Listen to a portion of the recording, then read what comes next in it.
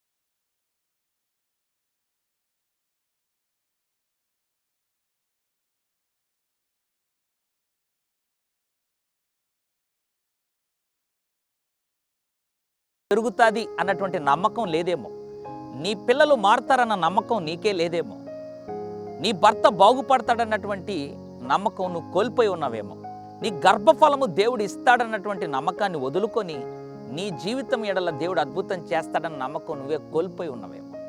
ఉదయకాల సమయంలో సారాను దేవుడు జ్ఞాపకం చేస్తున్నాడు. సారా కూడా తనలో తాను నవ్వుకునింది, ఇది నాకు జరుగుతుందా, ఇది నాకు నా జీవితంలో ఈ అద్భుతమైనటువంటిది ప్రాప్తిస్తుందా, ఈ అద్భుతం నా జీవితంలో జరుగుతుందని సారా కూడా సందేహించినప్పుడు దేవుడు ప్రశ్నిస్తున్నాడు, యెహోవాకు అసాధ్యమైంది ఏదైనా ఉన్నదా? అవును, నీ జీవితంలో నీకు నమ్మకం దేవుడు అద్భుతం చేస్తాడని నీకే లేకపోయినా, నీ బంధువులకు లేకపోయినా, స్నేహితులకు లేకపోయినా దేవుడు అంటున్నాడు, నాకు అసాధ్యమైంది ఏది లేదు అని దేవుడు చెప్తున్నాడు. ఉదయకాల సమయంలో నమ్ము, నీ జీవితంలో నా అవిశ్వాసాన్ని వదులు, దేవుడు చేస్తాడు అని విశ్వసించు.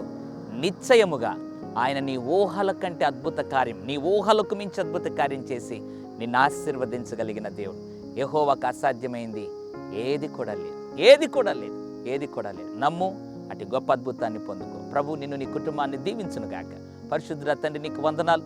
యెహోవాకు అసాధ్యమైంది ఏదైనా ఉన్నదా అని సారా విషయంలో అబ్రహామును ప్రశ్నించినట్లుగా ఉదయకాల సమయంలో ఎవరైతే వ్యక్తిగతంగా నమ్మకం కోల్పోయి ఇది దేవుడు కూడా చేయడేమో అన్న అవిశ్వాసంతో, అపవాది ప్రేరణతో వారి జీవితంలో ఒక తీర్మానానికి వచ్చి ఉన్నారో, అట్టి తీర్మానాలన్నీ యేసు నామములో లయపరిచి, ప్రభువా యెహోవాకు సమస్తం సాధ్యం, ఆదికాండం 18:14 ప్రకారంగా నీకు అసాధ్యమైంది ఏది లేదన్నటువంటి నమ్మకాన్ని వారిలో పుట్టించి, ఇక మీదట వారిపై కలిగినటువంటి అపనమ్మకాన్ని తొలగించుకుని నా దేవుడు చేస్తాడు, చేయగలడు అన్న నమ్మకంతో సాగిపోయి కృపను అనుగ్రహించమని యేసు నామములో ప్రార్థిస్తున్నాను తండ్రి.